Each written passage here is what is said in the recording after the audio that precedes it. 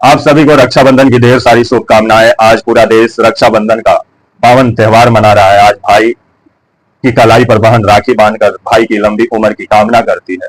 तो वहीं आज कितने मेडिकल की छात्रा हैं जो सड़क पे उतरी हुई हैं और सरकार से रक्षाबंधन के दिन भी सुरक्षा की मांग कर रही हैं कि हमारी सुरक्षा की जाए हजूर। आइए पूरा मामला समझाते हैं। नमस्कार, मेरा नाम विश्वजीत और आप देख रहे हैं वाक फॉर इंडिया न्यूज। कोलकाता का आरजी मेडिकल कॉलेज आप सभी को मालूम ही होगा, जहां एक मेडिकल की छात्रा और ट्रेनिंग डॉक्टर के साथ एक आपका संजय रॉय नाम का एक व्यक्ति लड़की के साथ दरिंदगी करता है, उसके साथ दुष्कर्म करता है, उसके इज्जत को तार तार करता है, उसके बाद उसका गला घोट के उसको मार देता है।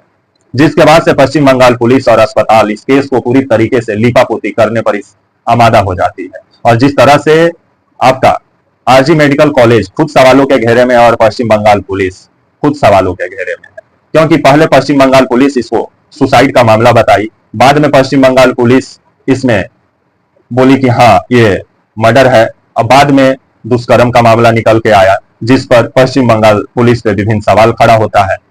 तो वहीं आरजी मेडिकल कॉलेज के प्रशासन और आरजी मेडिकल कॉलेज एंड अस्पताल जो है, इसका प्रिंसिपल पर भी बहुत सारा सवाल खड़ा होता है। 8 अगस्त की रात आपकी जो ये मेडिकल की छात्रा है जिनका उम्र आपका 24-25 साल रहा होगा, जिसके साथ 8 अगस्त की रात आपका आरजी मेडिकल कॉलेज में ये ट्रेनिंग पीरियड में थी, काफी काम करने के बाद थोड़ा थकान हो गया था, सोने गई थी। आपका जो सेमिनार हॉल है उसी में थोड़ा ये अपने आप को एक झपकी लेने गई कि थोड़ा आराम मिले शरीर को। इसको क्या पता था वहां एक दरिंदा आएगा, इसके साथ दरिंदगी करेगा और इसका जीवन को ही तार तार कर देगा। जिसके बाद से 8 अगस्त की रात ये इसका आंख थोड़ा सा क्या झपकता है कि एक दरिंदा आता है जिसका नाम है संजय रॉय, जो इसके साथ दरिंदगी करता है और अस्पताल के अंदर ही वो दारू पीता है और अस्पताल के अंदर ही वो कौन मूवी देखता है। उसके बाद वो पूरे तरीके से दरिंदा बन के दरिंदगी करने के लिए लड़की के पास पहुंचता है, लड़की को नोचता है, लड़की को खसोसता है, लड़की के बदन पे न जाने कितना घाव देता है, उसके बाद उसके साथ दुष्कर्म करता है, फिर उसे गला घोट के मार देता है। जिसके बाद 9 अगस्त की सुबह सुबह ये खबर चर्चा का केंद्र बनती है, जिसके बाद से ममता बनर्जी के पुलिस और प्रशासन पर विभिन्न सवाल खड़ा होता है। तो वहीं अब जिस तरह से खबर आ रहा है कि अब सीबीआई इस केस की जांच कर रही है और घर वाले जो पीड़िता के जो घर वाले हैं उनको शक है कि इस दुष्कर्म की घटना में और इस दरिंदगी में सिर्फ संजय रॉय ही शामिल नहीं है, इसमें 3 से 4 लोग और शामिल हो सकते हैं, जिसको लेकर के अभी सीबीआई इस केस की जांच कर रही है। तो वहीं सीबीआई जो आरजी मेडिकल कॉलेज का जो प्रिंसिपल है आपका दिलीप घोष बताया जा रहा है, जो अपूर्व हो गया, इसको हटा दिया गया है। इससे लगातार सीबीआई अभी पूछताछ कर रही है और जिस तरह से ये मेडिकल की जो छात्रा और ट्रेनिंग डॉक्टर है, इसका जब मौत की खबर आई और इसके साथ जब हैवानियत की खबर आई, जिसके बाद ये जो आरजी मेडिकल कॉलेज एंड अस्पताल का जो प्रिंसिपल है संदीप घोष, इसका विवादित बयान आता है और इसका बयान पर ही विभिन्न सवाल खड़ा होता है कि आधी रात कोई सेमिनार हॉल में नहीं सोता है। तो तुम ही बताओ ना दिलीप घोष कहाँ सोता है? जब अस्पताल के भीतर ही लोग सुरक्षित नहीं है, डॉक्टर सुरक्षित नहीं है, तो उसका जिम्मेवार कौन है दिलीप घोष? तुम्हारे अस्पताल कैंपस के अंदर दारू कैसे पहुंच जाता है, बैठ के दारू कैसे लोग पीते हैं, कौन मूवी कैसे देखते हैं, इसका तो जवाब दिलीप घोष को देना ही पड़ेगा सीबीआई को। अभी सीबीआई पूछताछ भी कर रही है।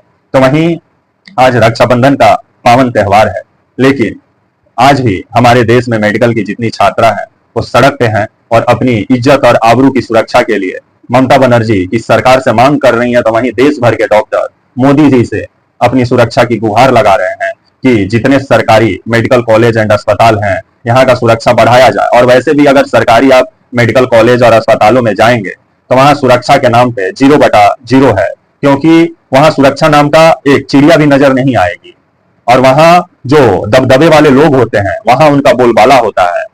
तो वहीं ये संजय रॉय जो 8 अगस्त की रात अपने परिजन का सिफारिश के लिए अस्पताल पहुंचा था, जहां कुछ साथियों के साथ बैठ के दारू पीता है, कौन मूवी देखता है, उसके बाद इसका अंदर का शैतान जगता है और हैवान बन के हैवानियत करने के लिए पहुंच जाता है आपका एक मेडिकल की छात्रा, जिसका उम्र मात्र 26-27 साल रहा होगा, जिसका जिंदगी को नचोड़ देता है, जिसका जिंदगी को तार ताड़ कर देता है।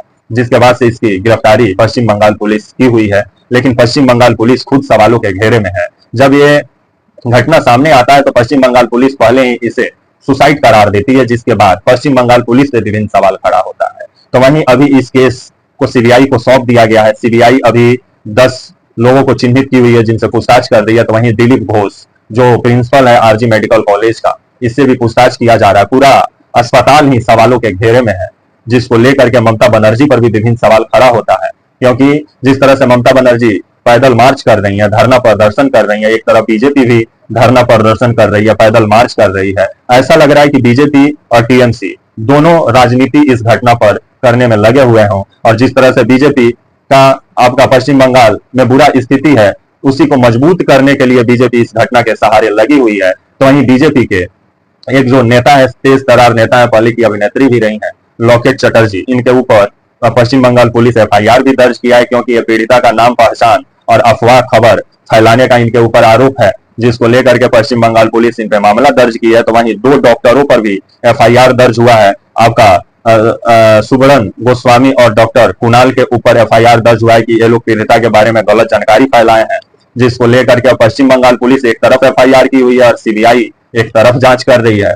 तो वहीं बीजेपी इस पर पूरा राजनीति करने में पश्चिम बंगाल में लगी हुई है। बीजेपी को लग रहा है इसी घटना के सहारे बीजेपी सत्ता में आ जाए, लेकिन और ममता बनर्जी भी बीजेपी पर विभिन्न सवाल खड़ा कर रही है। तो वहीं 14 अगस्त की रात इस अस्पताल के अंदर ही तोड़फोड़ होता है, जिसको लेकर के विभिन्न सवाल खड़ा होता है कि क्या कुछ लोग सबूत मिटाना चाह रहे थे क्या अस्पताल में, जिसके बाद से ममता बनर्जी पर विभिन्न सवाल खड़ा हुआ। तो ममता बनर्जी उठी तो बीजेपी पर सवाल खड़ा करने लगी। तो वहीं हमारे देश में जिस तरह से महिलाओं के साथ दरिंदगी और दुष्कर्म की घटनाएं बढ़ रही हैं, चाहे वो बिहार हो, चाहे उत्तर प्रदेश हो, या हरियाणा हो, या मध्य प्रदेश हो, हर जगह से आपका कभी ना कभी आपको दुष्कर्म, छेड़खानी, महिलाओं के साथ यौन शोषण, महिलाओं को मार दिया गया जैसा खबर अब आम खबर हो गया, हर दिन सुनने को मिलता है, जिसको लेकर के मोदी सरकार पे विभिन्न सवाल खड़ा होता है।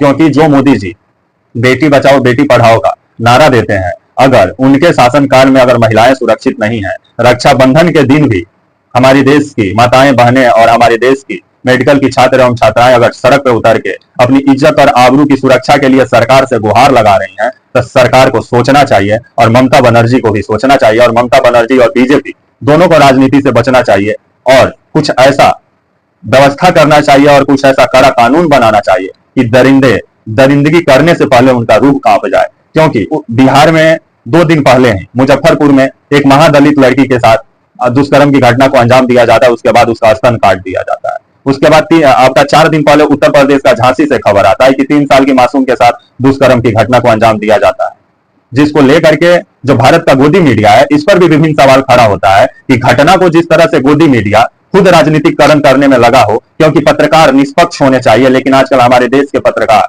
दलाल बन गए हैं। क्योंकि बीजेपी शासित राज्य की कोई घटना होती है तो उसको गोदी मीडिया दबाने में लग जाता है। वहीं अगर बीजेपी शासित राज्य का कोई खबर नहीं है, विपक्षी शासित राज्य का खबर है, तो उसको इस तरह से हाईलाइट किया जाता है कि वहां ऐसा लगे कि राष्ट्रपति शासन लगाना पड़ जाए।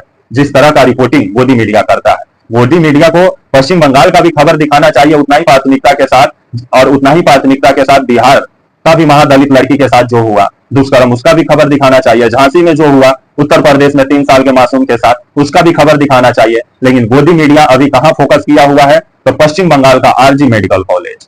क्योंकि बीजेपी बंगाल में बीजेपी का स्थिति सही नहीं है, क्योंकि 2024 में बीजेपी को बहुत बड़ा झटका लगा, क्योंकि जीता हुआ सीट भी बीजेपी हार गई।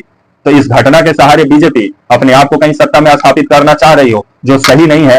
क्योंकि माताओं बहनों की इज्जत और आबरू पर राजनीति करना ये सही नहीं है। उनका इज्जत की सुरक्षा का पुख्ता बंदोबस्त कीजिए, चाहे वो ममता बनर्जी हो या मोदी जी हो। तब तक के लिए आप मुझे इजाजत दीजिए, और आप हमारे channel walk for India news को प्लीज लाइक और सब्सक्राइब और शेयर करना ना भूलें। तब तक के लिए नमस्कार, जय हिंद, वंदे मातरम।